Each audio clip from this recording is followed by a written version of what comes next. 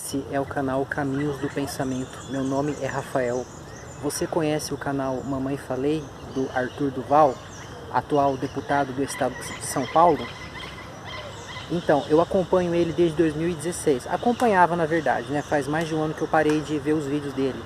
Mas eu posso dizer que eu curto muito as coisas que ele faz. Eu gosto muito daquela abordagem de chegar questionando as pessoas, buscando encontrar falhas nas argumentações, fazendo as pessoas manifestarem ignorância ou mesmo contradição com as próprias palavras delas. E isso porque o Arthur está seguindo aquele método que levou Sócrates à morte. Sócrates tinha exatamente o mesmo procedimento. Ele era um homem que dizia que sabia que nada sabia e buscava conscientizar os outros da sua própria ignorância. Através de algumas perguntas ele ia fazendo que as pessoas descobrissem que aquilo que elas afirmavam não passava de palavras que não tinham um conteúdo, porque a pessoa dava uma definição de coragem. Aí Sócrates partia daquela definição e colocava um problema para a pessoa resolver. Aí a pessoa ajustava a definição dela de coragem. Aí Sócrates levava adiante aquilo que a pessoa havia falado e mostrava que a definição dela não se sustentava. Era como se fosse um looping autodestrutivo. A pessoa dizia uma coisa que lá na frente se voltava contra aquilo que ela mesma acreditava. E o Arthur faz muito isso. Tem um vídeo, por exemplo, quando ele foi na manifestação do Passe Livre, ele chegava para as pessoas e falava assim: você está aqui por quê? Ah, porque eu quero ônibus sem catraca, eu quero que as pessoas tenham direito ao transporte gratuito. Tudo bem, mas quem vai pagar a gasolina, o motorista, a manutenção do ônibus? Ah, vai ser o Estado, certo? E o Estado tira o dinheiro de onde? Dos impostos. E quem paga os impostos? Todos nós. Ou seja, não é um transporte gratuito, né? Você está fazendo com que toda a sociedade pague pelo transporte das pessoas que escolheram usar os ônibus, né? Enfim, eu só estou dando um exemplo, né? O Arthur faz muito isso. E depois veio o Gabriel Monteiro, lá do Rio de Janeiro, né? Que não é político ainda, mas com certeza vai se candidatar lá no estado dele, ou mesmo a nível federal.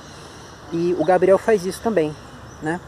Agora, será que a gente pode dizer que o Arthur e o Gabriel são discípulos do Sócrates? Bem, Sócrates era filósofo. Sócrates era uma pessoa que buscava realmente a sabedoria, ele buscava a verdade, ele acreditava que existia a verdade e que nós podemos alcançá-la através do raciocínio lógico, através da argumentação. Era esse o trabalho dele na antiga Grécia, né? E as pessoas ficavam muito revoltadas, muito desgostosas com isso que Sócrates fazia, porque ele tirava elas do conforto mental, fazia com que as pessoas descobrissem que as coisas que elas acreditavam eram ilusões. E Sócrates acabou sendo julgado, né, e condenado à morte. E ele aceitou a sentença. Ele poderia escapar, né, mas ele escolheu ser morto. Ele tomou o veneno chamado cicuta.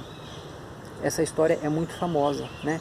E eu até me arrisco a dizer que se Sócrates houvesse fugido da prisão, ou mesmo se ele não houvesse sido condenado à morte, ele não seria Sócrates. Quando a gente olha a história dele, a morte dele parece que é assim, é a conclusão, sabe? É o ápice ali. É como se fosse a confirmação de tudo aquilo que Sócrates dizia. Se não houvesse esse fim trágico, esse fim tão injusto, onde ele encara aquele destino de frente e se entrega, a gente não daria tanto crédito às coisas que ele falava e que ele dizia, né? Até porque o ensino de Sócrates era basicamente, vamos falar assim, aplainar o terreno, era mostrar as linhas mestras para que a gente possa atingir a verdade. Sócrates ele não chegava e falava: olha, a verdade é essa, essa e essa. Ele trabalhava através de perguntas, através de questionamentos, fazendo com que a pessoa aparisse a verdade de dentro de si, como ele dizia, né? Eu não tenho como pôr a verdade dentro da pessoa, mas eu posso ajudar a fazer com que essa pessoa dê à luz a verdade.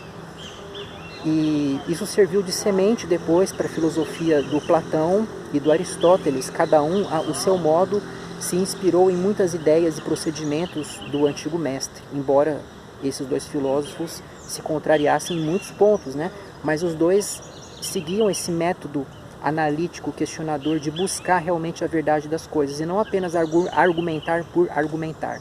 E aqui a gente chega na grande diferença entre o filósofo Sócrates e os militantes políticos Arthur Duval e Gabriel Monteiro, porque embora eles usem esse método socrático, as motivações deles não são as mesmas. Inclusive eu tenho provas contra o Arthur de que ele não é intelectualmente honesto, ao contrário de Sócrates. Eu já me comuniquei diretamente com o Arthur, já tive a oportunidade de verificar isso na minha frente. Eu tenho as provas e eu vou mostrar em outro vídeo que o Arthur sabe que ele está errado. O Arthur não quer de fato descobrir a verdade, ele quer manipular as massas para que ele tenha o poder, para que ele se eleja como se elegeu.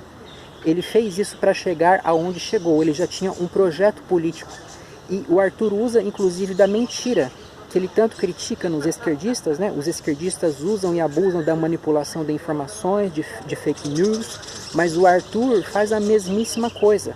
Como nós vimos, por exemplo, na campanha eleitoral, quando ele e o Kim Kataguiri, que também é do movimento Brasil Livre, disseram assim, que a Marina Silva, candidata à presidência, foi no Jornal Nacional e mentiu quando disse que foi aplaudida pelos agropecuaristas, né, em um evento onde ela palestrou. Eles falaram assim, isso é mentira.